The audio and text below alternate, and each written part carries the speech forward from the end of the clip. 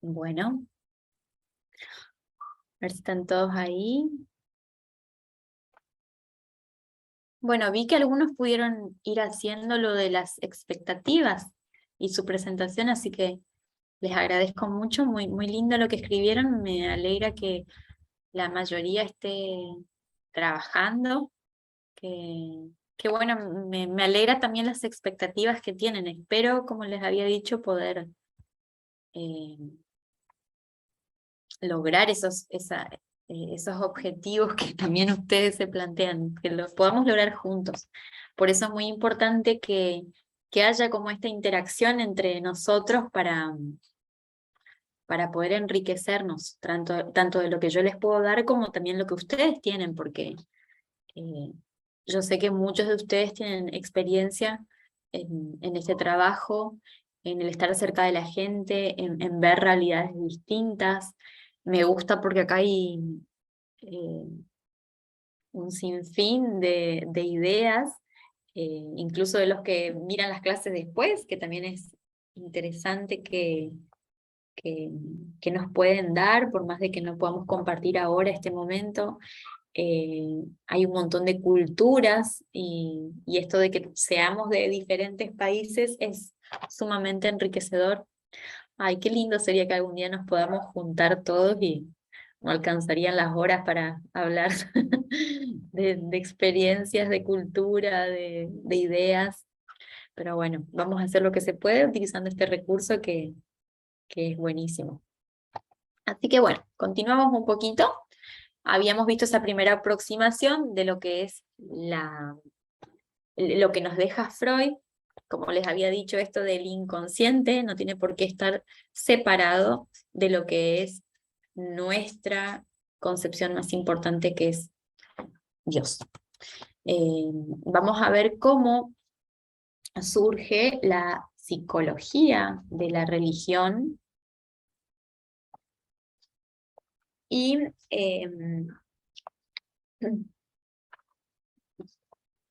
vamos a ver que a principios del siglo XX es donde nace esta psicología de la religión, y en lo que más que nada se ocupó la psicología de la religión era en el fenómeno psíquico, ¿sí? Más que nada estaba orientado a estudiar la psiquis del ser humano, y fue más o menos en el año 1899, ¿sí? Eh, y a donde estuvo enfocada es más que nada al estudio de la conversión. Y esta psicología de la religión estaba caracterizada por dedicarse al estudio del hombre religioso, dejando de lado lo más trascendental, que es el origen. O sea, dejaban de lado lo más importante, que es Dios, sino más que nada lo que hizo es ocuparse del hombre religioso. En vez de que sea al revés, como nosotros tenemos la idea, ¿no? de utilizar a la psicología para nuestra eh, fe, se hizo al revés. La psicología de la religión estudiaba al hombre religioso. Entonces ahí es donde uno se opone a este postulado de la psicología de la religión, porque no tiene nada que ver con lo que nosotros estamos queriendo hacer. ¿Sí? Sí, desde el punto de sacar de lado lo trascendente, que es Dios, ya nos damos cuenta de que esto no funciona para nosotros. Sin embargo, después, cuando pasaron un poquito más de años, puntualmente en un congreso que se hizo en Buenos Aires en noviembre de 1969, hay un psiquiatra que se llamó Luis César Guedes Arroyo, que a partir de ese congreso es como que se empezaron a abrir las puertas a un diálogo en cuanto a la psicología y la religión, o la psiquiatría y la religión. Él era el jefe de la división de psiquiatría comunitaria del Instituto de Salud Mental de Buenos Aires. En este seminario es donde él eh, remarcaba que tiene que haber una relación intrínseca entre ciencia y religión para que el paciente sea beneficiado entre todo esto.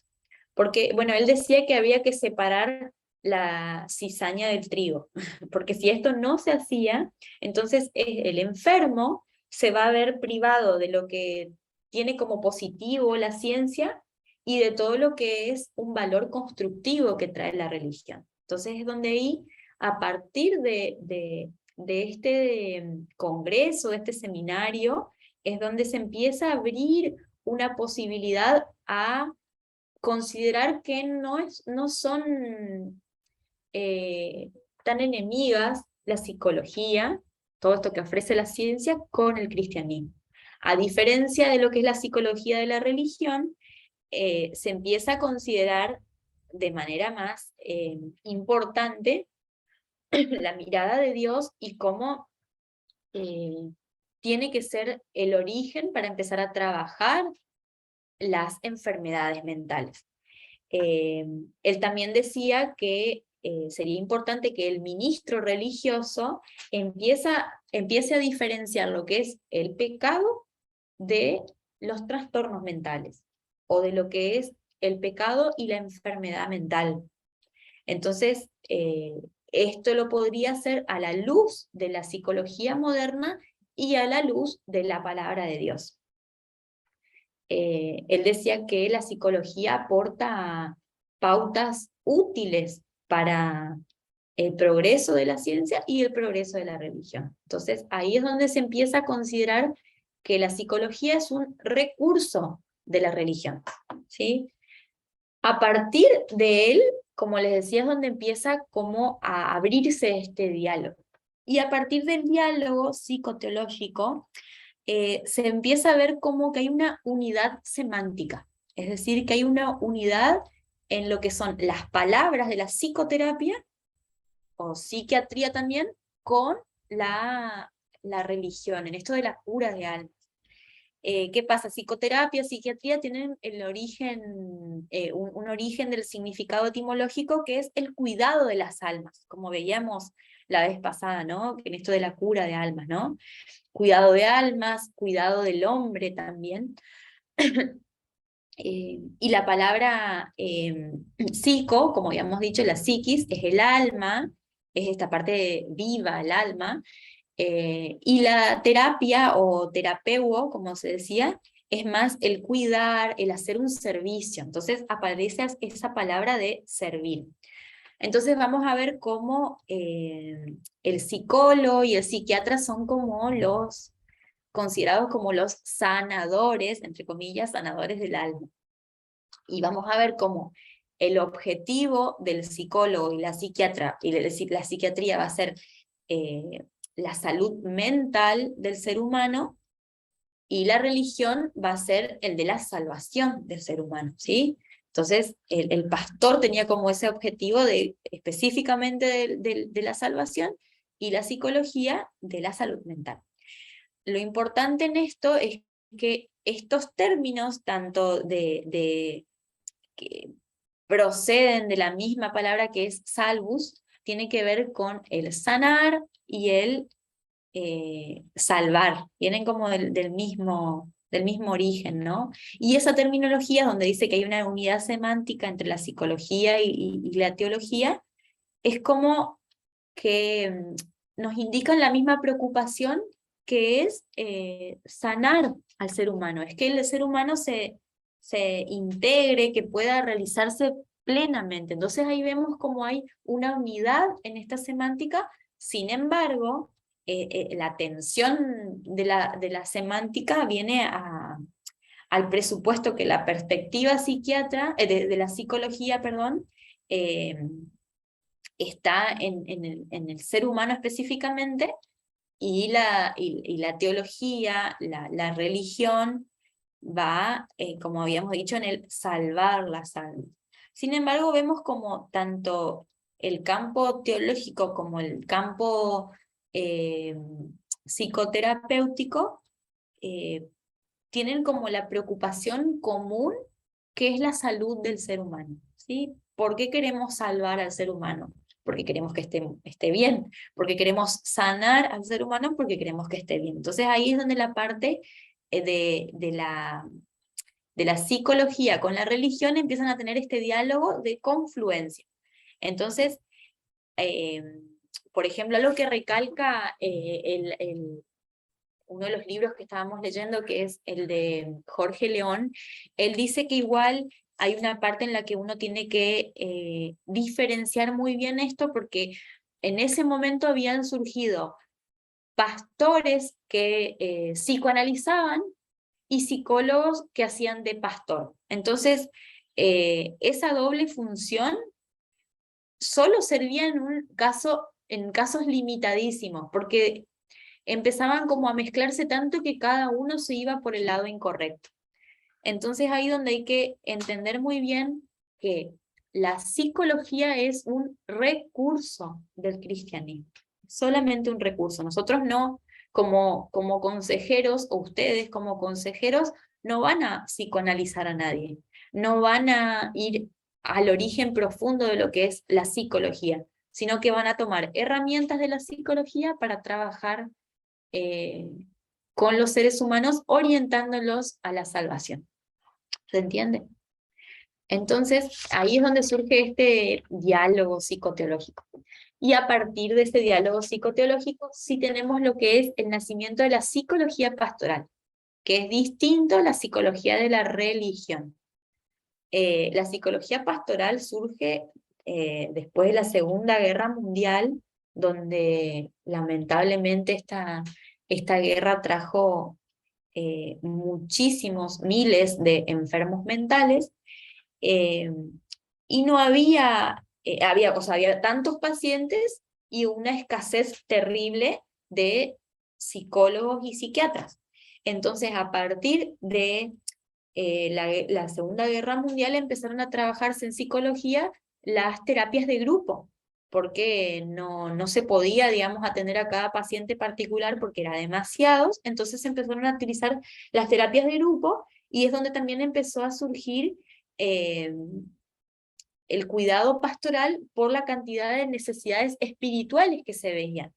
Y también la psicología de grupos fue implementada por la iglesia, por los pastores, por el cuidado eh, de estas personas, trabajando en grupos, ¿sí? Entonces, al haber tanta gente enferma mentalmente y necesitada espiritualmente, ahí es donde el aporte de la psicología de grupos empezó a tener como su influencia en la pastoral religiosa, eh, porque se veía que era como un recurso bien aplicado y obviamente, como les decía, como había tanta demanda, era el recurso que quedaba, trabajar en grupos. Y es donde la psicología pastoral empezó a surgir, digamos, por incorporar esta dinámica grupal. Y vemos cómo después de eso, eh, cada vez se empezó a implementar más este tipo de recursos de la psicología en las iglesias.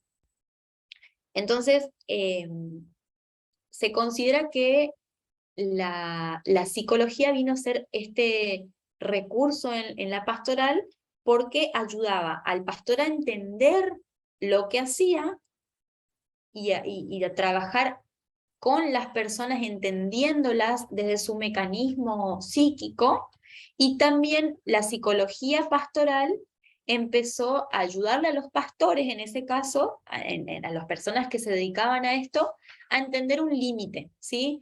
Ellos podían, con los recursos de la psicología, entender hasta dónde utilizaban la ciencia secular y hasta dónde debían trabajar con lo cristiano, ¿no? ¿La psicología pastoral o la psicología cristiana ya fue aceptada por la ciencia? No, no. Es como que eh, se considera como las pseudociencias. Como dentro de la psicología también hay un montón de cuestiones que no se consideran como científicas. eh, la psicología pastoral es una de ellas. Por ejemplo, vieron que hoy mucho se habla, no sé, por decirle, la gente que hace estudios de constelaciones familiares o coaching y demás. en algunas personas puede funcionar, sin embargo, no está corroborado como ciencia. Entonces la psicología las considera como pseudociencias, y la psicología pastoral sigue siendo como pseudociencia para la psicología. Así que no, lamentablemente. Pero vemos cómo dentro de lo que nosotros consideramos nuestros recursos de la psicología hacia el cristianismo, hubieron grandes avances hasta el día de hoy, ¿no?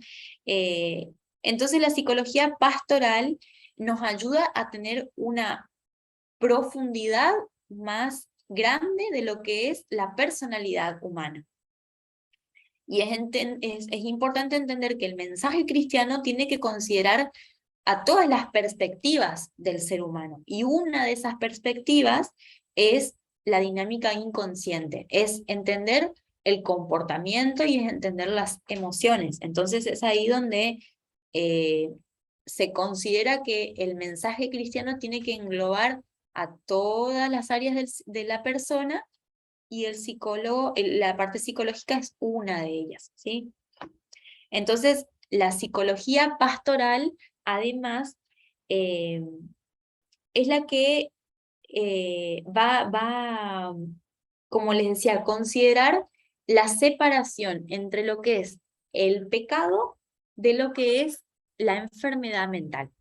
De esto podemos hablar un montón, pero a grandes rasgos vamos a intentar diferenciar que no todo es una posesión demoníaca, por decirlo así, como se creía en un primer momento. Vieron que la cura, cuando hablábamos la vez pasada de la cura de almas, estaba como dedicada a esto, de lo que era tormentoso, de lo que era una posesión satánica, de lo que era una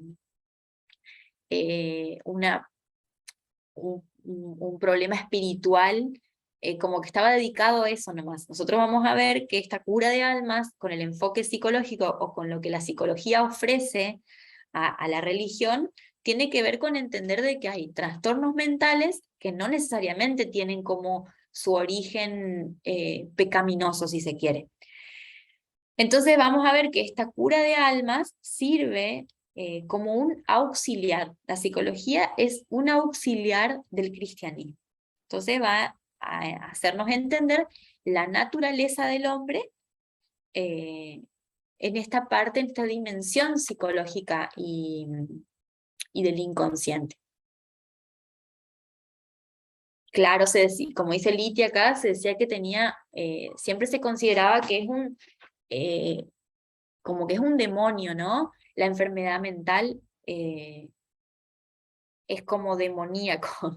Bueno, la otra vez escuchaba no me acuerdo si era un cura que hacía exorcismos, y él daba como características de la diferenciación que tiene que haber entre una posesión demoníaca, según él, y un trastorno mental. No me acuerdo bien cuáles eran los puntos, pero me llamó la atención de considerar esa parte de diferenciación, más allá de que nosotros, no sé, tengamos nuestra propia concepción de lo que es el exorcismo y demás. No quiero entrar en ese tema. A lo que tomo de esto es la diferenciación entre una cosa y otra. Y si hay diferenciación, quiere decir que nuestro enfoque psicológico nos puede servir para esto, porque si no ahí, si todo fuese una posesión demoníaca, entonces creo que la psicología no tendría nada que hacer acá. No sé si ustedes comparten esto conmigo, ¿no? Pero bueno, vamos a ver cómo este nacimiento de la psicología pastoral surgió porque la psicología empezó a ofrecer sus recursos al cristianismo, a la teología, ¿no?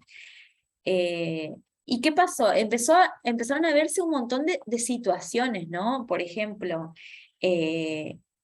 había situaciones muy difíciles en las congregaciones y que creo que nosotros las seguimos viendo hasta el día de hoy, ¿no?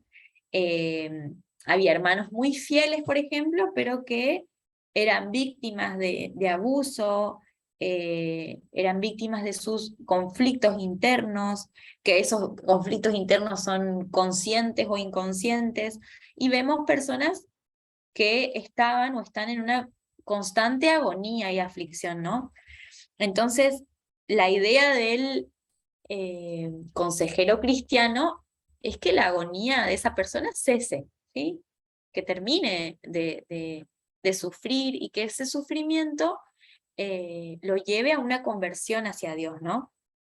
Entonces, lo que el aporte de la psicología venía a hacer es tomar herramientas para que esos síntomas puedan cesar, que puedan disminuir y que la persona pueda llevar una vida más o menos equilibrada y fuera de los conflictos más grandes. ¿Es posible ejercer, acá me pregunta Lucy, perdón, ¿es posible ejercer la profesión de la psicología desde la fe? Sí, yo creo que sí. No está aceptado, por lo menos acá en Argentina, se considera que todo lo que uno haga fuera de la ética del psicólogo eh, está mal, digamos. ¿Por qué? Porque se supone que dentro de la psicología, uno como psicólogo tiene que ponerse ante el paciente como neutro, ¿sí? Yo no puedo ir a decirle al paciente que lo que él cree está mal, ¿sí? Porque se supone que yo tengo que ser neutra, tengo que mantener como ética la neutralidad como psicóloga. Sin embargo, uno no puede escapar a lo que uno cree. Por ejemplo, si yo sería atea y tengo un paciente religioso, se supone que yo tengo que ser totalmente neutra en esto, ¿no? No puedo imponer mi ateísmo al paciente cristiano. Sin embargo, voy a estar regida por eso.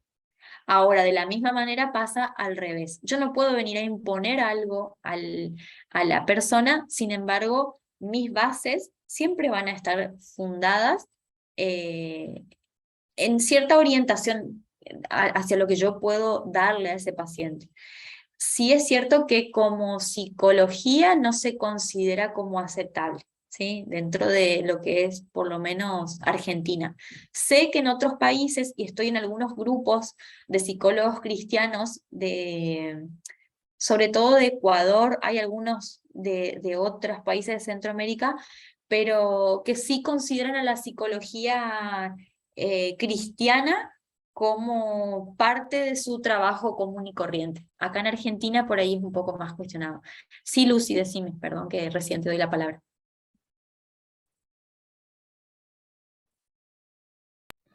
Bueno, en esto creo que Orlando también puede saber un montón y nos puede ayudar. Es un poquito complejo porque estamos viviendo con tantas cambios, ¿verdad? Que la sociedad busca hacer, y creo que estamos hablando de dos realidades, este, mm, como el agua y el aceite, ¿no? De tanto la psicología como una consejería basada en las escrituras, porque el consejo que uno da como consejero de Dios no es basado a nuestros consejos nuestros, porque no Claro. son nuestros, es el consejo de Dios para el ser humano. Entonces lo vemos eh, como un poquito difícil de comprenderlo de esa forma, porque es más aceptado en la iglesia cristiana, ¿verdad? Lo que es consejería o pastoral o cristiana, se da más dentro de la iglesia, esto porque no abiertamente, porque incluso con tantas leyes que están saliendo, están también delimitando, también ya con todo esto que está pasando en estos tiempos, el poder tener también ya con libertad hasta dentro de las iglesias la consejería pastoral. Entonces es difícil y es complejo también de comprender que podamos nosotros, ¿verdad? Seguir ejerciendo o dando un consejo eh, que salga de nosotros, porque no va a salir, no va a ser así, no va a ser eficaz dentro de la consejería pastoral, porque tenemos nosotros como consejeros tener también la base, la palabra primeramente, y también la base del credo, de lo que nosotros creemos bíblicamente para poder dar un consejo. Exacto. Es lo que quería decir. Ajá, Bien, sí. gracias, Y es Lucy. lo que estamos viendo, es como son dos verdades, pues es como estar hablando del agua y el aceite y no lo logramos, ajá, Sí, ver con claridad. gracias, Lucy. Sí, totalmente. Es como vos decís, que llega a ser como el agua y el aceite. Yo en eso considero que eh, es más fácil dentro del cristianismo utilizar recursos psicológicos, que esa es la idea, ¿no? Tomar recursos de la psicología, no psicoanalizar, que dentro de la psicología utilizar cuestiones del cristianismo. ¿Por qué? Porque hay leyes que no nos dejan, como vos decías, hay un montón de cuestiones que nos reprimen. Ahí Karina menciona que en Argentina hay instituciones psicológicas cristianas, totalmente. Sí existe y gracias a Dios que existen. Sí es cierto que no es la institución psicológica, sino que es institución cristiana, primeramente, ¿sí? Entonces, si hay cristianismo, yo puedo tomar recursos de la psicología, pero en Argentina no está permitido, digamos, que la psicología eh, sea pastoral. Sí hay, y la verdad es que ahí como rebeldes un poco lo hacemos igual, si se quiere, porque lo trabajamos, ¿no? En el buen sentido digo esto, no quiero que se malinterprete. Pero como ley en Argentina no se permite, ¿sí? No se permite trabajar como psicólogos cristianos, ¿sí? Es como que se cuestiona muchísimo esto. Lo que pasa es que Argentina tiene una predominancia muy grande de lo que es el psicoanálisis. Y el psicoanálisis en cuanto tal es considerado como ateo en general. Si bien, como veíamos, no necesariamente tiene que ser así, la mayoría tiende como a considerar que el inconsciente es totalmente fuera relacionado a lo cristiano. Sin embargo, hay un montón de psicoterapias que en Argentina no tienen tanto peso, pero que igual hay, obviamente, que tienen mayor flexibilidad en esto. Ahora, como que yo recibirme de psicóloga cristiana no existe acá. Pero sí, como les digo, dentro de nuestra consejería, que creo que todavía, y acá en Argentina tenemos como este recurso de la libertad de expresión dentro de todo lo que igual hay, como decía Lucy, dentro de todo más o menos podemos hablar con libertad.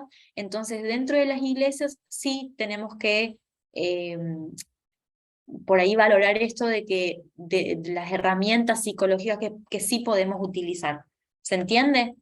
Eh, si alguien quiere decir más al respecto de esto, bienvenido sea el aporte como el de Luz y el de Karina. Y permiso. ¿Sí? Y tener también en cuenta que nosotros estamos limitados como consejeros. Y bien lo decías, ¿no? Que el doctor Luis César comentaba que tiene que el pastor o el consejero, el líder, tiene que diferenciar entre que dar una consejería o ya viene algo emocional. Exacto. Ahí nosotros tenemos que diferenciar, porque si sabes que es un problema que desde su niñez o parte de su vida ha ocasionado un trauma o algo así, tenemos que saber reconocer nuestras limitaciones Exacto. y, ¿verdad? Pasarlo con el profesionista, ahí con el profesional que le va a ayudar y que va a hacer su parte, porque la consejería, el poderlo llevar de la mano, caminar junto con él en su proceso que está pasando, ¿verdad? Podemos ayudar, pero tenemos que ser bien Exacto. claros y ser conscientes de que estamos limitados. Uh-huh.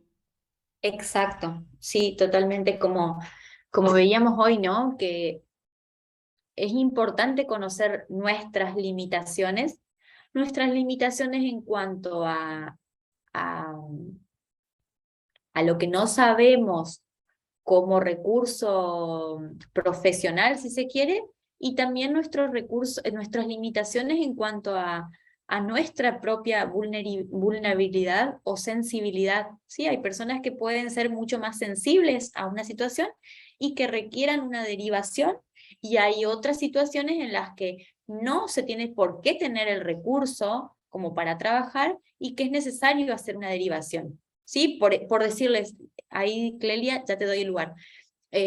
Por decirles un ejemplo un poco básico, eh, me duele la cabeza y bueno, y justo estoy hablando con un pastor y dice, ¿te profeno?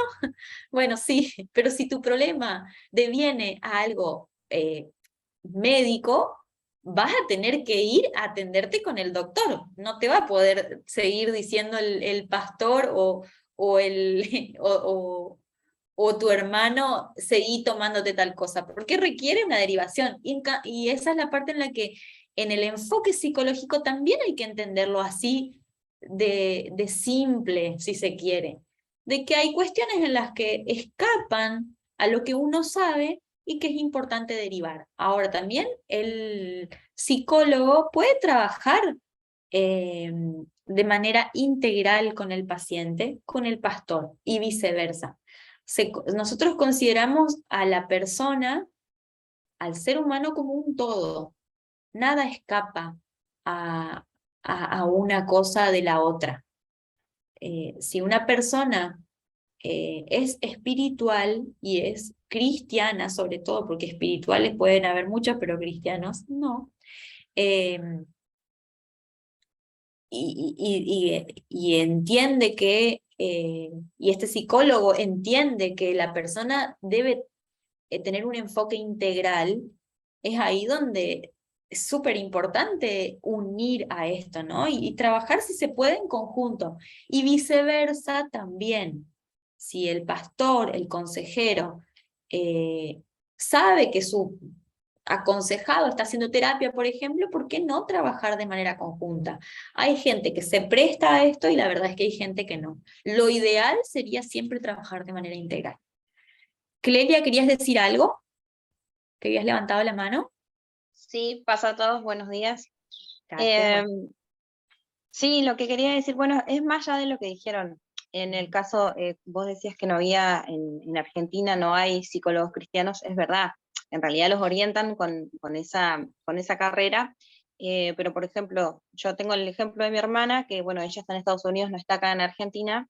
Ajá, Ella hizo psicología y siempre como que lo dejaba en pie, ¿no? Yo soy psicóloga cristiana, me dice ella. ajá, No sé si el título de ella es del de psicóloga cristiana, pero sí sé que ella se enfocó a trabajar en la iglesia.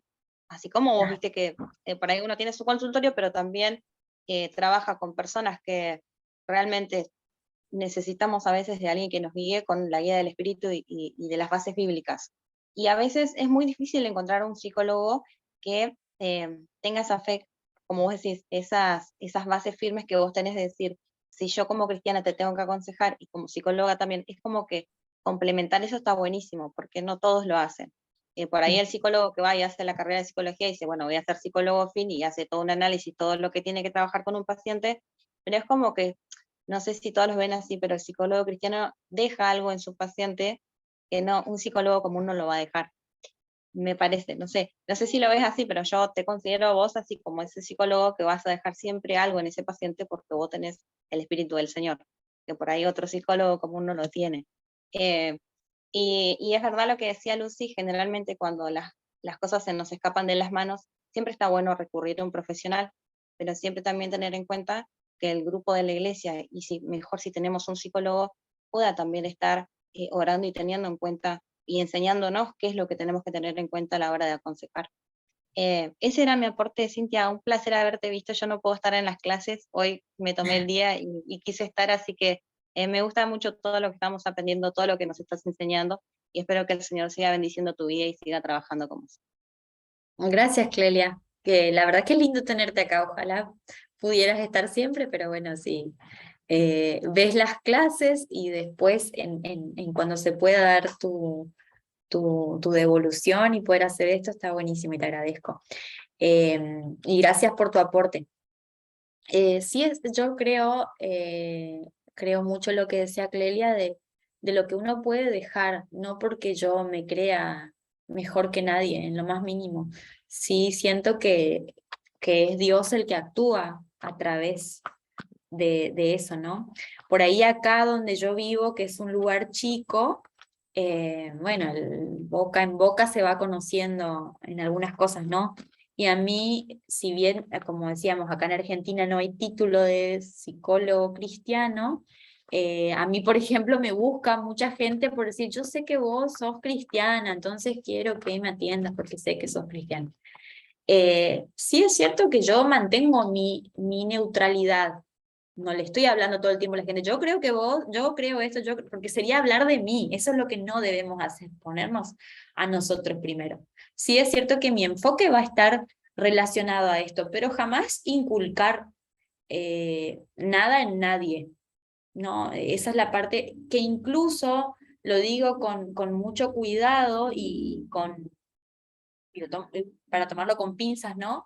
Que dentro de la consejería cristiana tampoco hay una cuestión de imponer nada de lo que yo creo, que es donde ahí uno tiene que conocer hay un límite muy fino entre creer lo que se supone que está bien y lo que Dios está diciendo que está bien, porque ahí es donde uno tiene que aprender de manera bien consciente a separar, ¿no? Y hay una parte en la que, que puede ser difícil porque uno tiende a querer decir lo que uno cree que está bien y no sabemos si no lo ponemos a la luz de la palabra de Dios, no siempre va a ser así de que está bien. Entonces esa es la parte en la que es importante separar. Ahora yo creo que no necesariamente un psicólogo que no tiene las bases bíblicas no va a ayudar, ¿sí? Yo creo que sí, puede ayudar muchísimo igual, pero no tiene que ser una limitación para el cristiano seguir con su convicción, ¿no? Utilizar en ese sentido a la psicología como un recurso, más allá de que el psicólogo no sea cristiano. Esa es la parte en la que uno tiene que tener sentido común y ser consciente de que yo utilizo este recurso para mi bienestar, porque me estoy sintiendo mal, porque necesito entender algunas cosas, porque tengo que hacer cambios, pero como eso, como un recurso, no como un saber único y inexacto, ¿sí? ¿Se entiende? Entonces yo creo que ahí, que igual la psicología puede servir. Acá, ¿qué me dice Ale? Que en las consultas aclara que es cristiana, me parece bien, sí, sí, está perfecto. Y es ahí donde el psicólogo tiene que, obviamente, respetar y si se puede, utilizar ese recurso. Liti, ¿sí? Hola, buen día, pasa a todos. Muy interesante todo lo que está enseñándonos Cintia, su punto de vista. Bueno, de hecho ella está haciendo un papel muy, muy visible y bueno, y lo hace muy bien porque bueno, ella es psicóloga y ella es cristiana, ¿no? Yo pienso que, como todas las cosas, a veces hay médicos que, bueno, que son médicos, pero bueno, no son médicos de alma, o sea, lo están ejerciendo simplemente. Y lo mismo pasa con un psicólogo. Si vos encontrás un psicólogo que es psicólogo realmente de alma y no por lo que le pagan o por lo que eligió estudiar, sino que es de alma, eh, tiene ese cuidado especial de amar la vida. Y al amar la vida, en él hay principios que él te puede dar buenos consejos y ayuda, ¿no? Sí. El ser cristiano es maravilloso, ¿no? Yo considero de que esto es un complemento que Dios nos proveyó, ¿no? Y en un buen profesional, si bien no lo ejerce, pero se puede detectar, ¿no? Yo he conocido psicólogos que no eran cristianos y que han sabido dar muy sabios consejos, ¿no?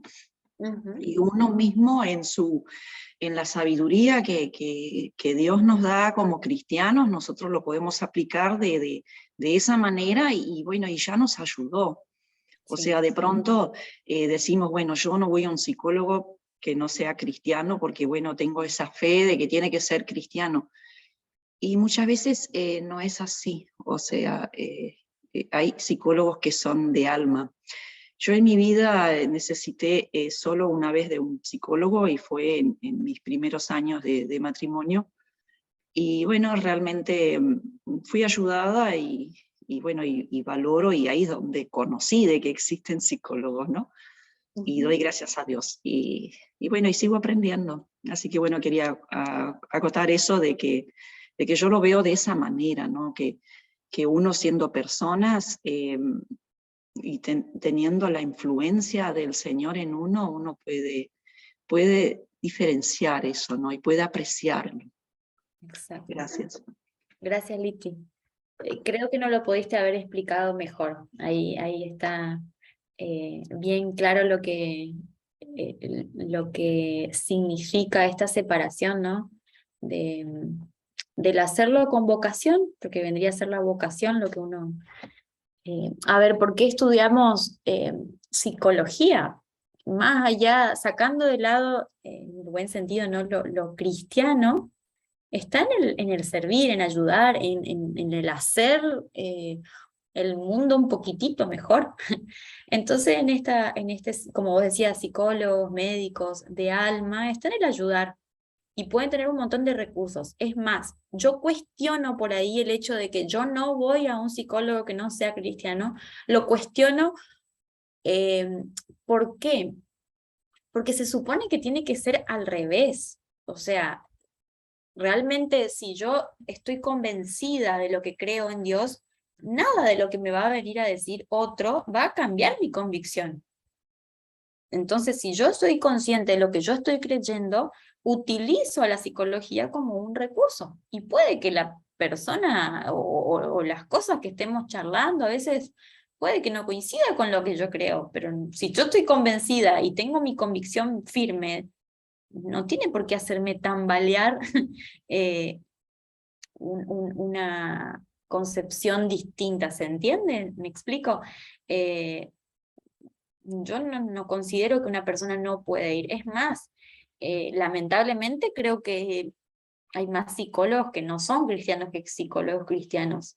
Y muchas veces la persona no tiene otra opción y a veces la iglesia se queda corta en este recurso y se requiere esto. Entonces, qué importante a ver, vuelvo a esto, no porque la esté dando yo ni nada de eso, pero qué importante la materia eh, de, de, de unificar a la psicología con, con lo cristiano, ¿no? Esta consejería cristiana, qué importante tenerla para que más personas puedan capacitarse en estos recursos de la psicología y ampliar nuestra capacidad de iglesia, no siempre tener que estar derivando. Y otra cosa que les voy a decir a todos los que están viendo esto, si hay alguno que quiera estudiar psicología, estudie, porque realmente faltan psicólogos dentro de la iglesia. Lucy, sí, decime, por favor.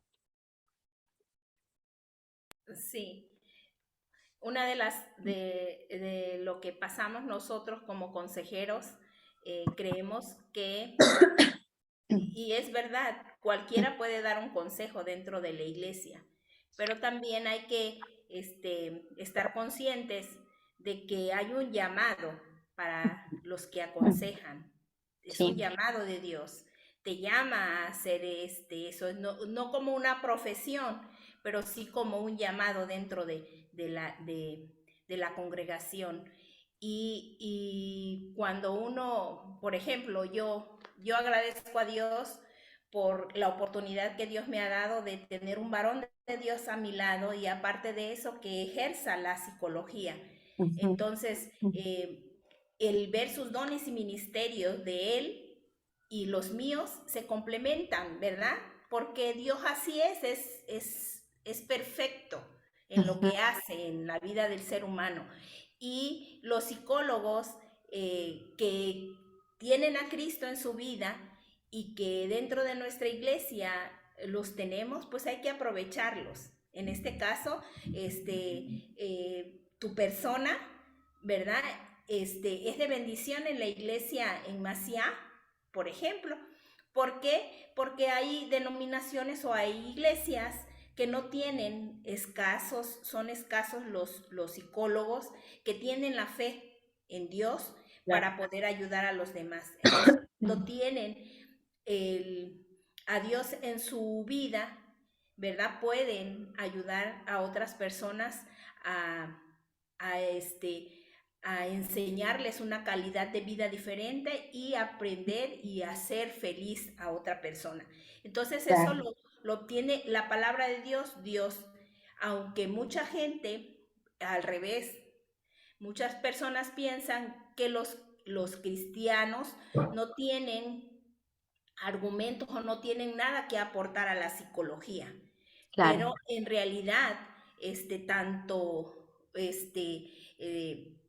la consejería o la palabra de Dios tiene mucho que aportar a la psicología, así como también la psicología a, este, a los hijos de Dios, exacto. ¿verdad? Por la humanidad, como decías tú el ejemplo, que si tú estás enfermo de una infección, tienes que ir con el médico. Pero si estás enfermo de algo que tienes en el cerebro, tienes que buscar a un neurólogo. O sea, todo tiene su espacio donde es. Entonces, en este caso, nosotros como hijos de Dios, el dar un buen consejo, ¿verdad? Ujú, También, pero también tener claros que la consejería pastoral o cristiana es un llamado de Dios, sí, ¿sí? Y que cualquiera podemos dar, es verdad, un consejo, pero si hay alguien que se dedica a eso y que es buscado, porque así como en la psicología tienen requisitos, ¿verdad? O esos requisitos a seguir, también dentro de la iglesia hay requisitos que exacto, seguir para poder ser un buen consejero de Dios. exacto. Gracias, Lucy. Sí, como hablábamos la vez pasada, eh, cualquiera puede aconsejar y puede incluso eh, tener muchos pueden tener el don, ¿no? Pero tampoco tenemos que quedarnos ahí, no tiene que ser una excusa porque solo me gusta, porque solo lo hago o porque siento que tengo el llamado, sino capacitarnos en eso, no quedarnos solo con eso, sino intentar crecer en conocimiento como para poder ejercitar ese llamado y hacerlo crecer. Así que sí, yo creo que como con respecto a lo que vos decías del cómo derivar y demás, la psicología por ahí es como, o las cuestiones psicológicas, mejor dicho, son como las más difíciles de separar porque se mezclan nuestras emociones, está nuestra conducta, está el cómo nos manejamos con otras personas, entonces ahí donde más se refleja esa dificultad en separar lo que es espiritual de lo que es psicológico. Y no siempre hay una separación, es más, como decimos, somos un todo, una cosa afecta a la otra, pero sí es cierto que es como la línea más fina y más difícil de separar de lo cristiano o las cuestiones de la fe con los problemas psicológicos. Alan, ¿querías decir algo? que habías levantado la mano. Sí, es un poco gracioso, pero yo opinaría con lo que estamos aprendiendo, que de la psicología debería ser una materia obligatoria para todos los niveles, porque es increíble las cosas que nos da y nos capacita para explicar. Pero hay otro punto. Nosotros a veces somos tan cerrados que no nos queremos abrir si no es nadie conocido o alguien de mucha confianza. Por eso a veces tenemos miedo también de ir al psicólogo o de expresar nuestros sentimientos. Eso es lo que quería opinar. Totalmente, y no necesariamente con un psicólogo, sino con cualquier persona a la que uno tenga que ir a contarle algo un poco íntimo, nos pone resistencia, porque imagínense con un psicólogo, no lo conocemos y tenemos que ir a hablar de cosas re profundas. Es difícil. A mí me gusta, por ejemplo, depende de cómo se da, ¿no? Pero en la primera sesión hacer esta salvedad, ¿no? Sé que podés estar incómodo, sé que podés estar nerviosa, nervioso, sé que no es cómodo. Es más, yo como paciente también lo pasé. Podía tener un montón de teoría encima, pero cuando me tocó ser paciente me temblaron las piernas, porque tenía que ir a hablar con alguien que no conocía de algo que me pasaba. Y no es simple. Entonces a mí me gusta hacer esa salvedad como para empatizar un poco con las personas y que puedan relajarse. Y hacerlas entender que posiblemente en la primera vez que hablamos no surja toda la tranquilidad, toda la soltura que uno quisiera tener, que eso se va dando con la confianza, así como cuando uno entabla una amistad, no tenés confianza enseguida, y después de pasado un tiempo le podés decir, che, como decimos nosotros, che, fíjate, podemos tener más confianza para decirle algunas cosas más íntimas. Y bueno, con el psicólogo, si bien no es una relación de amistad, sí es una alianza que se tiene que ir construyendo. Y con el consejero va a pasar exactamente lo mismo. Como con cualquier persona con la que uno empieza a relacionarse en un primer momento, sumado a contar intimidades. Pero es una cuestión de darse la oportunidad y darle la oportunidad a la persona a que no se sienta cómoda enseguida, ¿sí? Hay que entender esa parte. Lucy. Sí, y tener bien claro que nosotros como hijos de Dios, como consejeros en esta área, si tenemos el llamado de la consejería y nos buscan los miembros de la iglesia, tenemos que ser discretos, que no se vuelva un chisme dentro de la iglesia, precisamente lo que dice Alan. Eso es, él se refiere al psicólogo, pero dentro de la iglesia muchas veces se desperdicia esa área de poder ir con el consejero de la iglesia y poder recibir un buen consejo porque ya están predispuestos o tienen ese sentir en su corazón de que si se acercan a la hermana o al hermano, ¿verdad? Y quieren recibir un consejo, van a contar todo lo que Exacto. fue en confidencia con él. Tenemos que ser recíprocos con ellos. O sea, si ellos confiaron en nosotros, nosotros tenemos que guardar y ayudar en su proceso al hermano, a la hermana. Entonces, para que la iglesia también te identifique que tú puedes dar un buen consejo, que eres la consejera, porque el don que Dios te da, porque también es un llamado, los hermanos te van a buscar. Tú no vas a ir a buscarlos. Ellos van a buscarte para que les des un buen consejo. Exacto. Pero es ahí donde tú tienes que demostrar con tus hechos lo que ellos están depositando en ti, guardar eso y ayudarlo con amor, con cariño, porque Totalmente. desafortunadamente hemos tenido, ¿verdad? Dentro de experiencias donde han sido defraudados nuestros hermanos por querer ir a pedir un consejo y resulta que de ese consejo se hizo una rebambaramba, dijéramos en México, dentro de la iglesia porque ya todos se enteraron de lo que está pasando el hermano o la hermana. Entonces debemos de tener mucho cuidado en eso. Totalmente, totalmente. Ahí están las motivaciones, ¿no? Y eso está dentro de la ética, que después lo vamos a ver un poco más en profundidad, pero básicamente tiene que ver con eso, de esa confidencialidad, ¿no? Y el respeto por la persona. A ver, pienso en esto, ¿no? Y hasta no hace falta ni siquiera tener un llamado, no hace falta ni siquiera estar dentro de ningún grupo de consejería para entender de que si alguien nos confía algo, confía. Y romper la confianza es totalmente una limitante para que después se pueda abrir con otra persona, ¿no? A mí, si hay algo que destaco de mí, es que sé guardar secretos. Y creo que en mí considero que es una virtud y no me cuesta. Es más, no, tampoco me pasa de que me dan ganas de contar algo que me contaron, no me cuesta. Y en mí, por ejemplo, es algo que no me cuesta y no lo tuve que trabajar porque considero que siempre lo tuve. Pero si hay alguno que quiere hacer esta labor y es algo que le cuesta, será algo a trabajar, así como yo tengo un montón de cosas que me cuestan y a trabajar. Pero es una parte importante el guardar esos secretos, siempre y cuando no esté perjudicando a la persona ni a un tercero, ¿no?